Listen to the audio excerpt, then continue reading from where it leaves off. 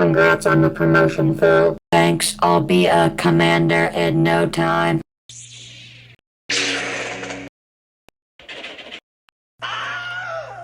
Oh, that was easy. Let's go home, Anakin. Not so fast, Jedi. Prepare to meet your doom at the hands of General.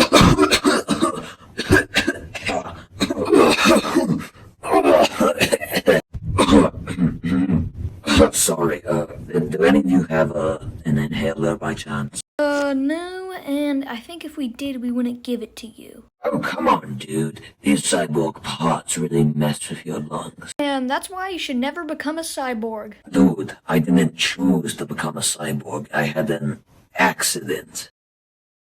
Dude, you have to check out how fast this thing goes. Dude, you should totally race it down those Santos like Tatanilla. Boy, oh boy, I sure do love being in the desert and being named Grievous. Thankfully, I'll never get in an accident where I have to become a cyborg. And that's why, young stormtrooper, that you should never speak too soon. Cool story. Can I have my paycheck now?